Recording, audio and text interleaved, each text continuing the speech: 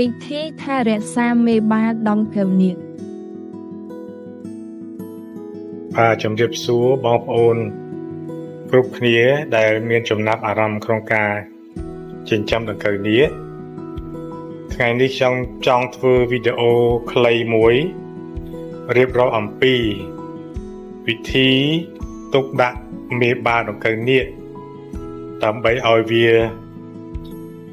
ចាប់ផ្ដើមពងបង្កើតជាកូនហើយយើងបានផលយកមកឲ្យសត្វយើងគ្រប់ប្រភេទស៊ីហ្នឹងបាទអញ្ចឹងយើងត្រូវមានទី1ត្រូវមានធុងជ័របែបនេះលក្ខណៈពិសេសរបស់ធុងនោះគឺត្រូវតែជាជ័ររអិលដែលមេវិវាឡើងអត់បានហើយយើងត្រូវដាក់ចំណីកូនមាន់បាទចំណីកូនមាន់ក្នុងធុងហ្នឹងមួយធុងដាក់បានប្រហែលជា1គីឡូទៅតាមមេដែលយើងដាក់តិចឬច្រើនបើយើងដាក់មេច្រើនយើងអាចដាក់1គីឡូកន្លះទៅបើមេតិចយើងដាក់1គីឡូគត់ទៅដង្កូវនេះវាឲ្យបានពេញធុងដូចខ្ញុំធ្វើហ្នឹងណាបងប្អូនបន្ទាប់ពីដាក់អញ្ចឹងហើយយើងត្រូវបាទយកមេដែលខ្ញុំបានត្រៀមទុកនេះមេនេះបាទមេនេះឯងយកទៅចាក់ចូលទៅក្នុងធុងដែលយើងបានត្រៀមទុកហ្នឹងទៅបាទអញ្ចឹងមេនេះខ្ញុំត្រៀមប្រហែលជាខ្ទង់100គូគឺជាលក្ខណៈដំបូងធុងនេះដាក់មេ100គូហ្នឹងគឺដំបូងមេដែលទឹកញាស់ថ្មីដាក់តែ100គូគឺគ្រប់គ្រាន់ហើយព្រោះវានៅពងច្រើនអញ្ចឹងដាក់ច្រើនពេកវាអាចមេនឹងវាកោលើគ្នាវាអាចតែជា stress វានេះវាអាចធ្វើຕົកអត់ស្រួលជាងងាប់វិញបាទបន្ទាប់ពីដាក់មេនឹងហើយគឺយើងមានសម្បុកមាន់មួយដែលយើងត្រៀមរួចហើយសម្បុកមាន់នេះឯងគឺយើងយកវាមកគ្របនៅលើផ្នែកមួយនៃធុងទៅបងប្អូនមិនដាក់ឲ្យពេញទេគឺដាក់ផ្នែកមួយហើយទុកកន្លែងវាដើម្បីយើងដាក់ចំណីគឺកន្លែងខាងនេះឯងដាក់ចំណីវាបងប្អូនដាក់ចំណីឲ្យវាហើយយើងគ្របទៅពាក់កណ្ដាលទៅមេនេះគឺវាចាប់ដើមវាមកជ្រៅនៅក្នុងសម្បុកពងមាន់ហ្នឹងហើយវាពងនៅសម្បុកពងមាន់ក៏មានដូចនៅលើចំណីក៏មានតែវាពងគឺអត់រើសពេលទេឲ្យតែរឿងល្ងឹតគឺវាចាប់ដើមដាក់គូតចូលចំណីមាន់ឬពងឲ្យពឺពងចំណីមាន់ហ្នឹងឯងណាបងប្អូនអញ្ចឹងការទុកដាក់ឲ្យវាគឺយើងរកកន្លែងណាដែលមានខ្យល់ចេញចូល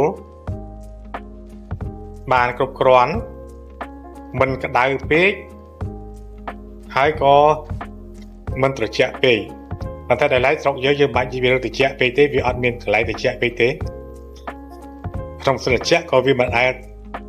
ទៅនៅក្រោម20ដឺក្រេដែរតែកុំឲ្យលើសកម្ដៅពី32ដឺក្រេណាបងប្អូនកម្ដៅវាទៅលើពី32ដឺក្រេមេនឹងវាក្តៅអញ្ចឹងមេនេះវាចាញ់ទី1ចាញ់កម្ដៅខ្លាំងទី2ចាញ់សើមកាលណាមានកន្លែងណាសើមគឺវាចាប់ដើមងាប់ហើយសម្រាប់យើងទូទៅគឺ50-60% តាមរដូវភ្លៀងវាឡើងដល់70ទៅរដូវប្រាំងវាត្រឹម50ទៅគឺសំណើមទូទៅរបស់យើងគឺគ្រប់គ្រាន់ហើយអញ្ចឹងយើងអត់ត្រូវការដាក់សំណើមទេលើកលែងតែអាហារវាអញ្ចឹងមេហ្នឹងវាស៊ីចំណីមាន់បន្តិចបន្តួចហើយពេលច្រើនវាផឹកទឹកបាទវាផឹកទឹកមិនមែនទឹកយើងទេគឺទឹកចេញពីចំណីដែលយើងដាក់ឲ្យវាហ្នឹងបងប្អូនគឺវាជញ្ជក់ចំណីហ្នឹងឯងវាអត់ផឹកទឹកយើងធម្មជាតិរបស់យើងដូចទឹកយើងផឹករាល់ថ្ងៃអត់ទេ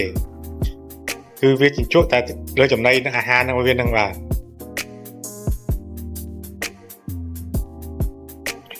ហើយចុងក្រោយរបស់យើងគឺគ្មានអីក្រៅពីយើងដាក់ចំណីទេបងប្អូនទីខ្ញុំមានល្ពៅបាទល្ពៅហ្នឹង គឺជាអាហារឆ្ងាញ់សម្រាប់វាហើយល្ពៅមានវីតាមីនគ្រប់គ្រាន់គឺមានជីវជាតិ D ជីវជាតិ A មានជាតិម្សៅមានជាតិប្រូតេអ៊ីនលើល្ពៅនឹងមាន complex អញ្ចឹងដាក់ឲ្យវាទៅបាទគឺ2ដុំហ្នឹងសម្រាប់វាជាទូទៅមេប៉ុណ្ណឹង2ថ្ងៃបងប្អូន2ថ្ងៃយើងមើលល្ពៅហ្នឹងបើនៅស្រស់វាមិនដល់អស់យើងមិនបាច់ដាក់ថែមទេប៉ុន្តែបើវាស៊ីអស់ហើយវាឃើញថាវាអាចមានរលួយអីយើងដកចេញកំទុកវាឲ្យសើមនឹងលើចំណីហ្នឹងបាទរួចហើយយើងយកវាទៅដាក់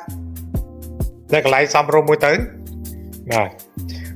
ខ្ញុំយកដាក់កន្លែងដែលខ្ញុំធ្លាប់ដាក់វិញនេះគឺកន្លែងសមរម្យវាហ្នឹងដាក់ចូលហ្នឹងហើយទុកវារយៈពេលពី2ទៅ3សប្តាហ៍ទើបយើងអាចមើលឃើញកូនដង្កូវដែលញាស់នៅក្នុងហ្នឹងអរគុណបងប្អូនតែប៉ុណ្្នឹងឯង